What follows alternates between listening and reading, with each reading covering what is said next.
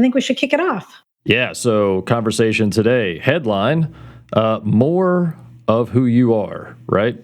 So when we think about just that phrase, more of who you are, I think what we're really saying is that money can make you more of who you are. And if you had more money, maybe you've had more flexibility, more time. And so you get to focus on more of the things that are truly important to you. So then it becomes really important to figure out what is really important to you. And that kind of creates a whole different thought process. Would you agree? Absolutely. I know a lot of what we are going to talk about in our podcast is going to do and relate to money. It's going to be on that topic. But today it's really about peeling back the layers and discovering who you really are today and where do you want to go in the future? And then what are the steps to get there? I know for myself, you hear that saying, or you may think, oh, she's living her best life, or wow, they're living their best life. Are they? I know for myself, when I'm really stressed out or burdened with, I have so many things going on, my schedule is so full, I am definitely not living my best life. It's full, it's busy, it's stressful, and I'm not always making the best decisions. So how do you live your best life? How do you be more of who you are? Honestly, I think part of the answer, so something you know about me, which others may not know, is that every year I pick a word as a filter, as a guide to kind of take me through the year, and I use it as almost like a check valve. So as I'm addressing different maybe life decisions or events, even simple things, I use that word as a filter when I'm gauging the priority, that activity is going to have in my life for that year. And every year I go through a process that helps me identify what that word's going to be. And as you were talking, two values, and that I shouldn't use that because that's the word I'm headed toward. But they jumped out to me, and one was this word value. And so, what are your values? What do you value, and how do you decide what you value? And then the other is this idea of contentment. And I think a lot of times that can sort of get distorted a little bit, and people think if they're content, then maybe they won't improve. But I think there's a big difference between contentment and complacency. And so when we stop improving, when we stop trying, we're being complacent, right? We're comfortable. You said getting out of the comfort zone, right? And I really love that because it can be very powerful to get out of your comfort zone. Also very scary, Absolutely. but you get a lot of value from it, right? You get a lot of satisfaction, a lot of opportunity. So for me, And it those are the leads to two your, things. yeah, sorry, it leads to your word of the year. It Getting out of your does. comfort zone leads to Yeah, so this your word. year, contentment was a few years ago, but this year is growth. And in order to grow, right, if we're, so in financial fitness, I make a lot of parallels between finances and budgeting and good habits and exercises in the gym. And this idea of comfort and growth. If you are comfortable in the gym, you're not growing. If you are comfortable in your job, you're not growing.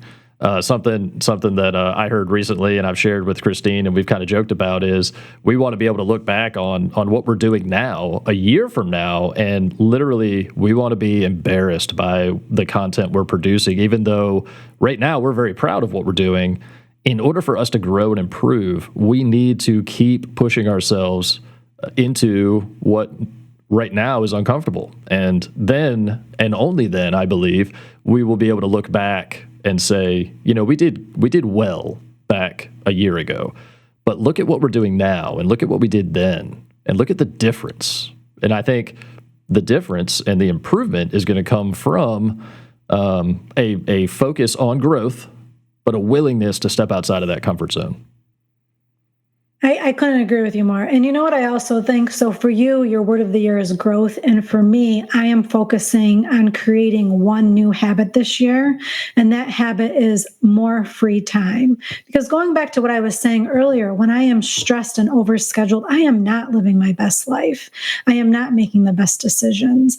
So to work more free time into every day, it has given me such clarity It's given me time to pause. It's given me time to think, am I aligning my values with the actions that I'm taking? Something that you say often.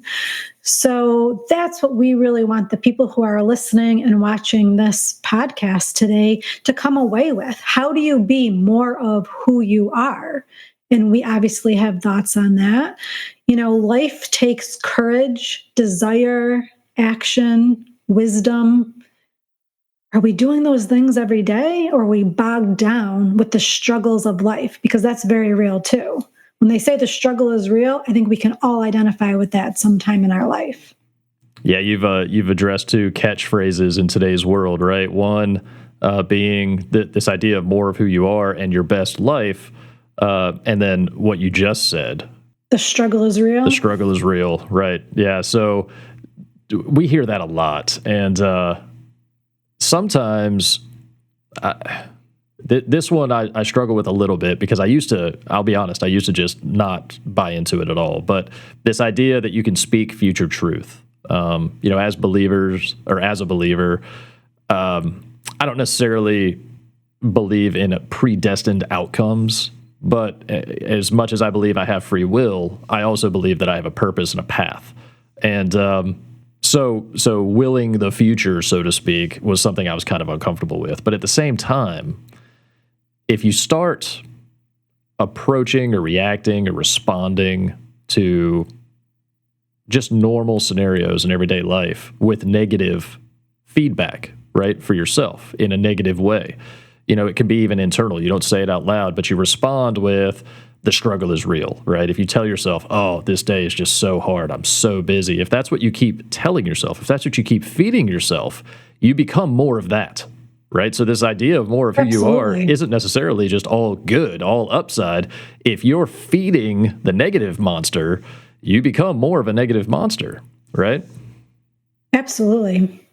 You receive what you put out into the world, and how you speak to yourself and what you tell yourself. And a lot of times when I'm being hard on myself, I really try in that moment to take a hard right turn and say, I'm not going to talk to myself this way because I wouldn't talk to Donald that way. I wouldn't talk to my husband that way. I wouldn't talk to my daughter that way. I wouldn't talk to a friend that way if they were going through a struggle or a difficult situation or a failure.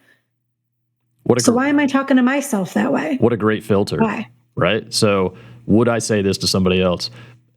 Christine, I have a 7-year-old son, and I say that to him. If he does something at home or says something that's kind of out of character or maybe a little bit, inconsiderate or inappropriate, I'll look at him and say, would you say that in class? Would you say that in front of your teacher? And he immediately clams up, oh, no, I would not ever think to say. And so I ask him, well, then why would you say that in front of me? And we don't usually finish that conversation, but it does cause him to pause. And I think, this idea of there's power in the pause. Just take that moment, just a moment to let nothing happen, right? And then think about your scenario again and see if you maybe view it through a different lens.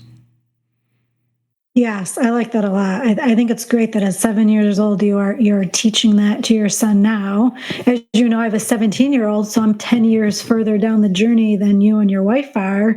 And anything that you can instill in them from a young age is really, really beneficial to their overall character in their life. Yeah, we're doing our best. And yes, I do know you're 10 years ahead of me on that front, and I am terrified. Having to jump 10 years into the future is terrifying. So I'm thankful that I don't have to jump 10 years into the future, and I've got 10 years to get there. So I'm terrified at that too, because I'll be 10 years older. But I know, but let me tell you, it goes by so fast. I know. To think about, it was a snap a minute ago that we were just a blink with a 7-year-old daughter, and here she is at 17. But you're right. What you put into that relationship, not just more, you put more of who you were, you and your husband did, into who she became, right? So we're even giving who we are to the next generation. And right. That maybe offers some perspective about focusing and prioritizing where our values are. Right. Yeah, you were about to ask a question. So kind of along that same line mindset of we give we give who we are, right? The good and the bad. And I feel like we've spent a lot of time talking about maybe the stressful or the who we don't want to be part of our lives. But we all have greatness inside of us. We all have potential. We can all be who we want to be, who we dare to dream to be, if we give ourselves permission and if we focus on that. How do we get there? I have all these great ideas. I have all these ambitions. Sometimes it's money, right? That's our show. That's why we came together, because we want to talk about money. So if money is holding you back from being who you really want to be, so how do you fix it? What do you do? That's a great question, isn't it? And I think it's a pretty simple answer, honestly. So generically, you just take that first step, and then another, and then another. But more importantly, we need to know what direction we're going, right? And that I think is a really where a financial coach or a life coach or a career coach, I mean, this is where a coach kind of lives as a value to anybody. And being coached as a coach is hugely valuable. I know we've both had those relationships, and I think you currently have a coach in your life that's helping you coach through career decisions, right? And goals, Yes. and goal setting, right? And how do we build goals? And you kind of alluded to this, so I'll say it now. But one of the things that I'm kind of known for saying is actions, which you've been talking about, that align with goals that are in support of your values. And if you can really figure that out, and to do it, you have to work the process backwards. But sometimes we can get kind of mixed up or slip up on moving backwards from the value perspective into the goals, because those are both visionary, right? Goals are a little bit more granular, but those action steps, those are real tangible things that you're going to do today, tomorrow, and the next day. And if you align them with the right goals, and those goals are supporting your values, they'll have the outcome that you desire. But if you're off just a little bit, right? Once you get all the way back down to that action step, if the angle is off just a little bit, if the aim isn't true, you'll end up 2, 3, 4, 5 years from now thinking you're moving in the right direction, and then looking back and realizing that you missed your target by 20 years, right? Or by 100 miles. And so it's really important to be revisiting those goals and those values. And I think a critical application to that is the idea of a individual and a family mission statement. Visions are usually a little easier to create for most people, but missions are more tangible. They're life expectations, their parameters, their guidelines that you live every day, that you walk as an example every day. Yeah, I love that idea. And I know through our conversations, you've told me that's something that you and your wife have done for several years now. Yeah. And it's not something that I've ever done with my husband or even for myself. So you mentioned I have a coach. I absolutely do. I love all of the things that I am learning from her, the accountability that she's providing. It's really been very helpful, not only for me professionally, but for me personally as well. And to add something on top of that, earlier this year, kind of right after the new year kicked off, I went to a full day workshop. It was called Fired Up and Focused. And what I learned that day was exactly what you're talking about. So we created a vision and mission statement.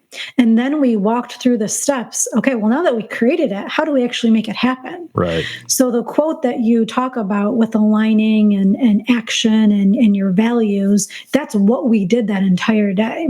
So I can't even believe the value that I got out of it. It was eye-opening. What I really learned about myself that day, where I want to go, not only as a business professional, but as a wife and a mother, a community member.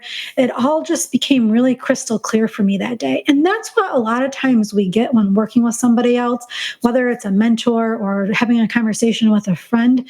Sometimes it's just the clarity that we need. And that's what I got out of those, having a coach and going to this workshop. Two words stick out for me, Christine: clarity, which you just said, but the other one's accountability, right? And that, again, this could be the role of a coach. It could be the role of a friend. It could be the role of a family member. Maybe you're an accountability partner to somebody else, right? And so that can even bring clarity and accountability to your own life. One of the things that I had the opportunity to experience really for the first time is becoming a mentor. And that's not a role that I ever aspired to. It's not a role that I ever thought, growing up, you never think you're going to be somebody else's mentor. But along the road, there's all of a sudden this shift, and people are now watching you. And that created a tremendous amount of accountability on me, because all of a sudden there were people that were modeling their behaviors. Even though we weren't talking about this, they were watching and they were modeling their behaviors. And then later I found out, because they reached out and they wanted to ask questions. And so my discipline, even though I was obviously not perfect and still am not perfect and never will be, and that's okay. I just try to be a little bit better each day, right? It's that idea of take one step and then take one more.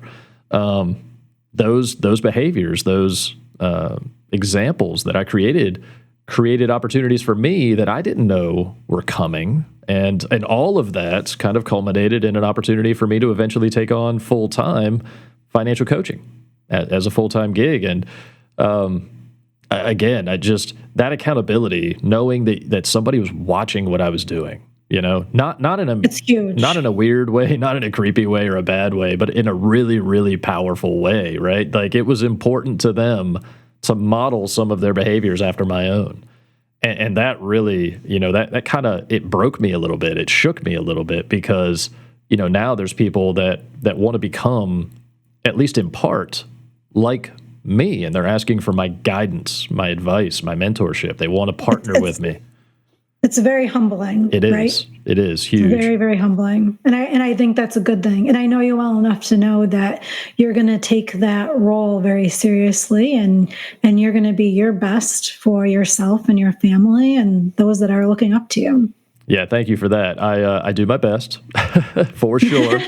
All do. I fall short of the goals, the expectations, and other people's expectations every single hour of every single day, and I'm good with that, right? Because I am what I am, right? So, right. Yeah. So as you were talking, this idea of taking a step, taking another step, and the accountability, and what is it that is going to separate you from your future self, and what is going to either propel you toward the goal of that vision that you have for your future self, or get in your way. And Will Smith did an interview about his experience. He wrote a book recently, and it's a long book. It's a little bit of an aggressive read. So buyer beware. But it is good, and there's a lot of golden nuggets in there. But his underlying theme by far, and I can align very closely with what he's saying, this idea of the work ethic. He says that nothing separated him from anybody else or made him any better than anybody else, or none of the roles that he tried out for, when he was first becoming an actor, getting into that world, were written for him, right? The only difference, he says, is that he was willing to work harder. So he showed up first and he stayed later. So first one there, last one to leave, always. When other people were out celebrating, he was practicing, he was rehearsing, he was honing his craft. In his words, quoting him, he out-hustled everybody else that was trying to get the parts that he was trying to get. That's it. It's that simple. So you know what else I'm hearing as you kind of asked those couple of questions and then went into the book and his takeaway, the work ethic, and that's something that you aligned with. I was also hearing and thinking of the word consistency. So yeah, you have great work ethic, and it's because you're consistent. You're showing up every day. You're doing the things you need to do. And when you consistently do the right things over and over, then you get the results that you're most often looking for. And when you do the wrong things over and over. There you go. Yep. So what happens? What do we do when we have just a series of bad habits, Christine? And something that I think you've heard me say, I know I've said to others, is that there's sort of an idea out there, there's a belief or a study that suggests that we all can only have so many habits, whatever that number is, right? But we have them. Everybody does.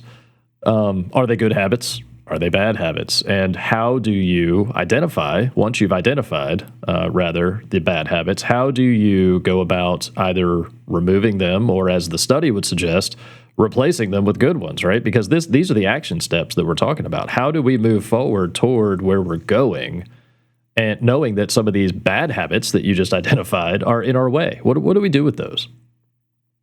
I mean, off the top, we have to identify them, obviously, and then we have to create new healthy habits. So, but I think before we can create those habits, you have to identify them. And how do you identify it? So later on, and when we end this show, we're going to give some action items and next steps that you could take to really identify not only what you want in your life, but what you don't want in your life. And then when you know that, right? Okay, now I've identified it. For me this year, it was, I want more free time in my life. I am not getting to do the things that I really enjoy doing because I'm so busy being a volunteer and business professional and wife and mother and wearing that domestic hat that I wear. So how do I make more free time a habit? It's not about just fitting habit or free time into my day. It's making free time a habit. So for myself, I outlined what is free time? What are the things I like doing? I like sitting and having a cup of tea and reading a book and working on a puzzle. I like going for a walk. So I made a list of those things. And then I said, how do I fit 2 of those things into every day? Not that it has to be the same 2 every day. Paddleboarding, something I like doing. I'm certainly not doing that in the dead of winter when it's 10 degrees out here in upstate New York where I live and work. I don't know if it's if the lake's frozen, it might be easier, right? I am not a cold weather person, and no, I'm not going to try that. Somebody else out there can. You and I are opposites. I live live for winter sports. Like, we're going skiing. We have an annual ski trip, and I cannot wait. That's my time. Yeah. I'm very happy for you. I hope you and your family enjoy it very much, and I am very much looking forward to our trip south that we have coming up. There in a few you go. weeks. Yep.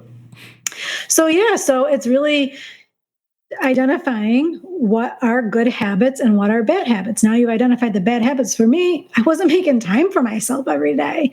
And now that I've identified that and I understand it, now I'm able to every day work in 2 ways that I'm taking some time for myself.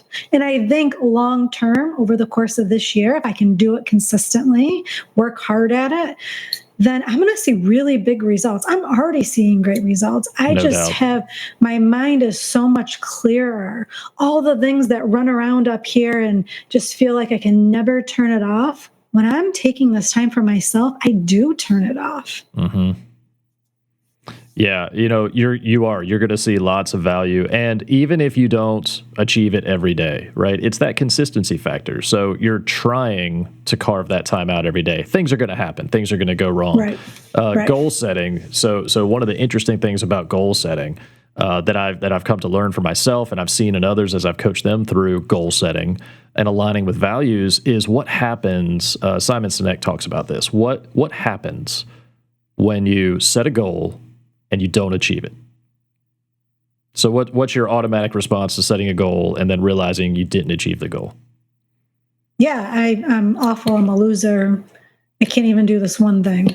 Right. Yeah. All of a sudden, it's right. So we call these saboteurs, right? We went through an assessment recently that identified these internal sabotage voices as our saboteurs, right? And we all have them, and most everybody is born programmed to think that way.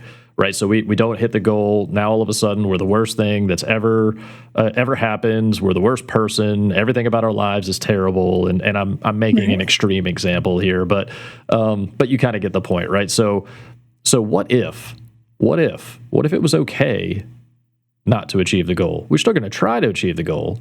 But one of the filters, one of the criteria for setting goals, if we're doing SMART goals, is a time element. So what if the only part of the goal that you missed was time? What if you gave yourself 6 months to hit a goal and you came up just a little bit short? You're not there yet at the end of 6 months. Do you beat yourself up, or is it more valuable to look back, look at the journey you've been on, all the progress that you've made, and realize that you're 10 days away from hitting that goal, and then make a slight adjustment to the goal and keep moving forward, right? So on the days that you're not making time for yourself, on the days that you're not doing the things, not you, Christine, but just anybody, all of us, right, myself included, that we're not doing the things that we told ourselves we were going to do this year, right?